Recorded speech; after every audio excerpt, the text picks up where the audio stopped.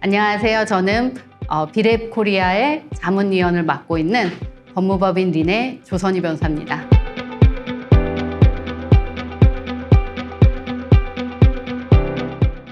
먼저 명확한 기대치 설정과 관련돼서 기업이 직원들한테 일단 명확하게 기대치를 설정을 한 다음에 그 범위 내에서 직원들한테 요구를 해야 된다라는 내용인데요.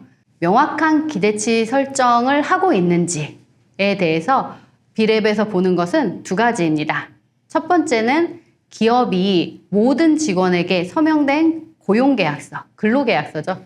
고용계약서 또는 채용제안서를 제공을 하고 있는지.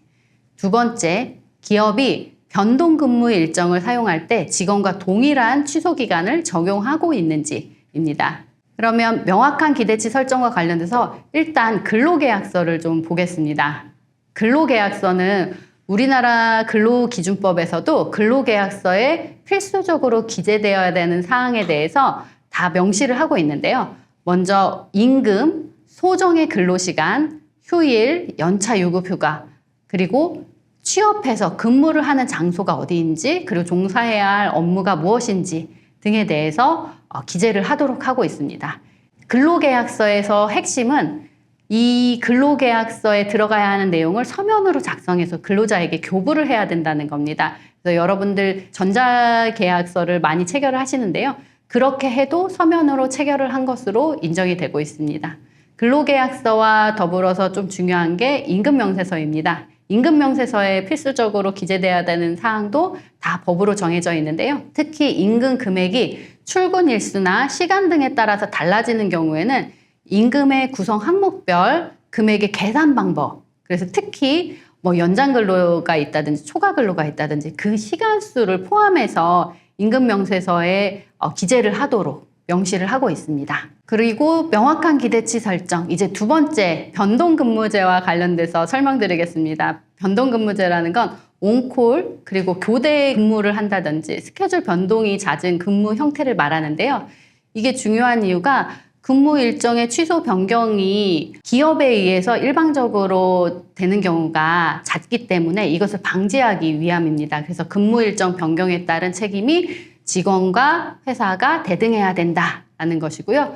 예를 들어서 설명을 드리면 직원이 개인 사정으로 근무를 취소할 때 최소 3일 전에 통보를 해야 된다라고 하면은 회사 역시 경영상 이유 등으로 근무를 취소할 때에는 동일하게 3일 전에 통보를 해야 된다라는 것입니다. 다른 나라에서는 회사에서 직원에게는 엄격한 취소 규칙을 적용하면서 반대로 직원에 대해서는 단시간 즉시 취소를 하는 경우가 있기 때문에 변동근무제와 관련돼서 이렇게 비대칭적이고 일방적으로 운용을 하지 않도록 이 변동근무제와 관련된 질문을 넣고 있습니다. 변동근무제가 국내에서는 좀 찾아보기가 어려운 형태입니다. 왜냐하면 국내에서는 이 변동근무제 자체가 근로기준법 위반으로 여겨질 수가 있고요. 그래서 변동근무가 필요한 그런 근무 형태의 잡에 대해서는 대부분 외주를 주고 있는 형태입니다. 그래서 변동근무제와 그래도 가장 유사한 근무 형태라고 볼 수 있는 것은 탄력적 근로시간제라고 볼 수 있는데요. 탄력적 근로시간제도 아무 때나 가능한 건 아니고요. 2주, 3개월, 6개월 이렇게 단위 기간을 정하고 이 기간 내에서 탄력적 근로시간제를 사용을 하더라도 1주당 평균 했을 때 근로시간이 40시간을 넘어서는 안 된다라는 게 근로기준법의 입장입니다. 탄력적 근로시간제가 이용되는 근무 형태는 성수기, 비수기 이런 차이가 있는 업무 형태, 그리고 계절에 따라서 업무량의 편차가 많은 산업, 예를 들어서 운수, 냉난방 장비업 등이 있습니다. 그래서 근로기준법에 따를 때 이러한 탄력적 근로시간제가 이용이 되기 위해서는 아무 때나 할 수 없다고 말씀드렸듯이 2주 이내에 하기 위해서는 취업규칙에 근거가 있어야 되고요. 2주 이상 6개월 미만에서 탄력적 근로시간제를 하기 위해서는 근로자 대표와 서면 합의가 필요합니다. 이때에도 근무일별 근로시간은 미리 확정을 해야 되고요. 스케줄을 임의로 수시로 변경하는 것은 원칙적으로 금지됩니다. 그래서 법에서도 3개월 초과 탄력제의 경우 최소 2주 전에 스케줄을 통보하도록 그렇게 하고 있습니다.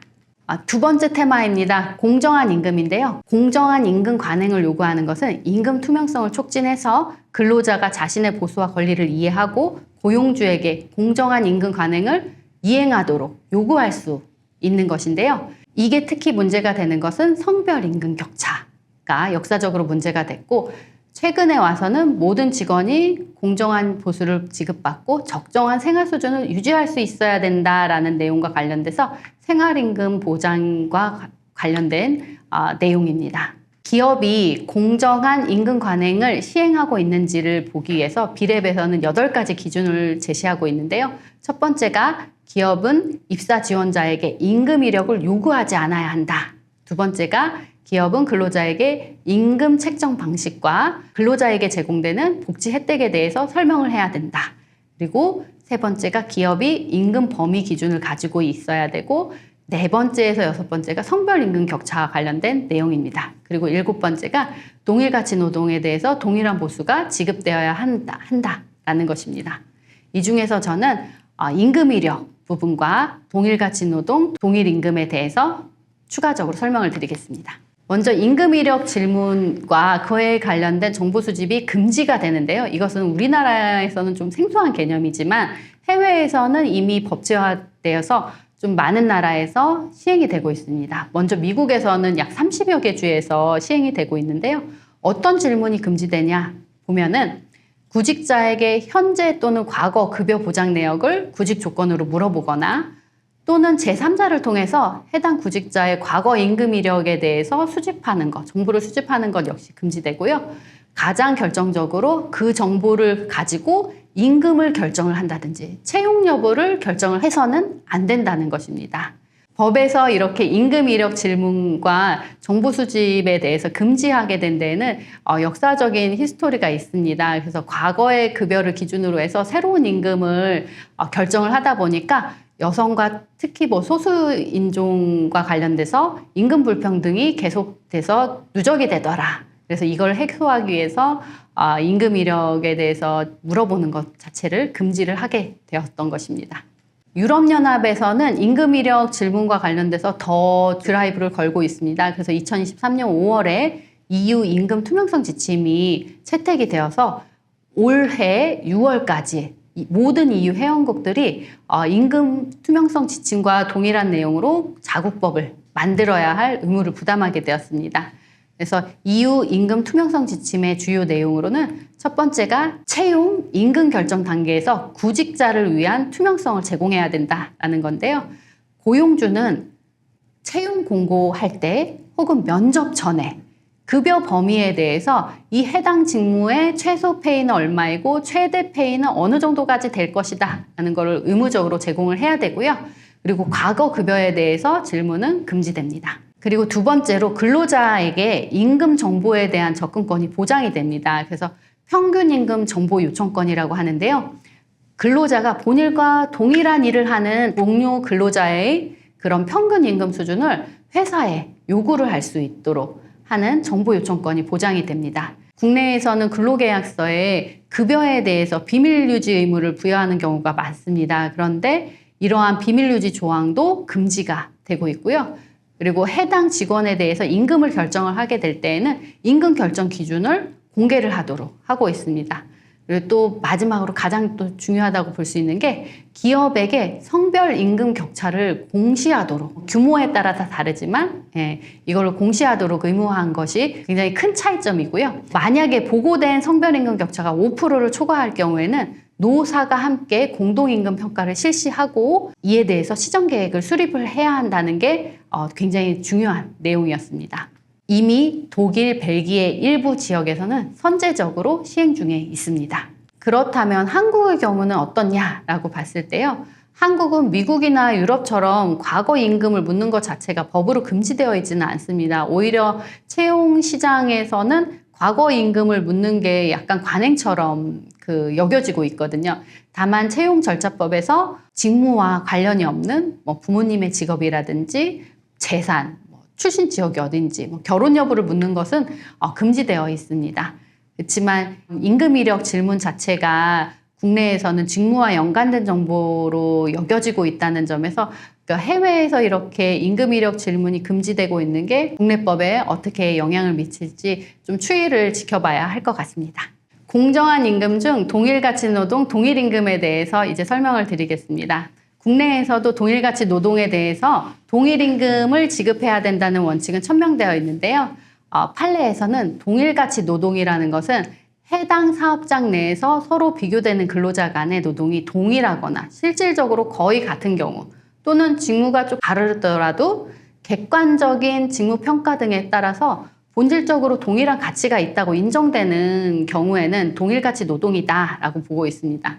다만 동일한 사업장에서 동일한 일을 한다고 해서 이게 동일 노동이냐? 이거는 아니라는 거고요. 그래서 동일 사업장에서 동일한 일을 한다고 해서 이게 동일한 임금으로 연결되는 것은 아니라는 것을 좀 주의하실 필요가 있습니다. 그래서 동일한 자격과 경력의 근로자라 할지라도 업무 수행 능력, 성과가 다르다면 여기에 상응해서 임금에 차등이 있는 것은 자연스러운 것이다 라고 우리나라 법원에서도 보고 있다 라고 이해하시면 되겠습니다.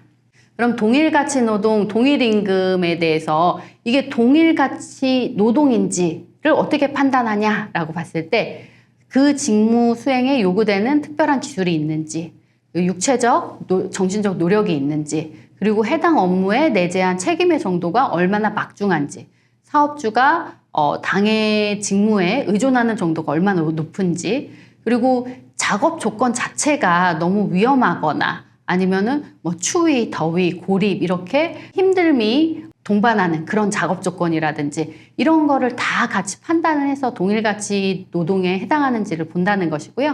이러한 동일노동, 동일임금에 대해서 우리나라에서도 법에서 규정을 하고 있습니다. 그래서 남녀고용평등법, 근로기준법, 기간제법 이런 곳에서 규정을 하고 있는데요. 남녀고용평등법은 이 규정 제정의 목적 취지에 비춰볼 때 성별, 혼인, 가족 안에서의 지위, 임신, 출산 이런 사유로 임금의 차이가 있는 경우에만 적용이 된다라고 보시면 되고요. 근로기준법상에서도 근로자에 대해서 성별을 이유로 또는 국적, 신앙, 사회적 신분을 이유로 차별적 대우를 해서는 안 된다 규정이 있습니다.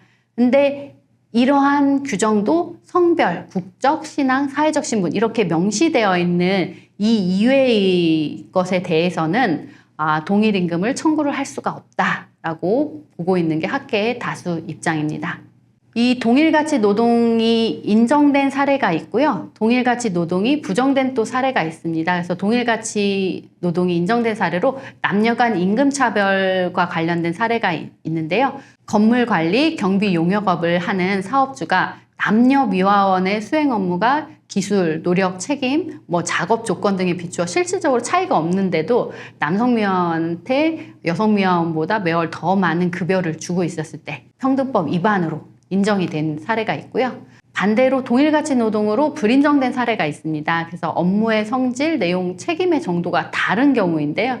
그래서 임시일용직 해당하는 여자 청소원과 그 정식 직원에 해당하는 남자 방호원의 노동이 그 담당하는 업무의 성질, 내용, 책임 등에 비추어 봤을 때 동일가치 노동에 해당하지 않는다라고 인정된 판례가 있습니다.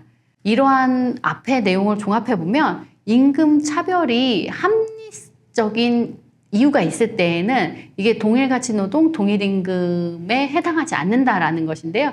이 합리적인 이유가 있는 경우가 언제냐라는 게 문제가 될 텐데 일례로 그 업무 능력을 인정받아서 영입 제한을 받고 퇴사하는 근로자를 막기 위해서 그러니까 사직의사를 철회하기 위해서 임금 인상을 하는 경우 이런 경우에는 임금차별에 합리적인 이유가 있다라고 보고 있고요.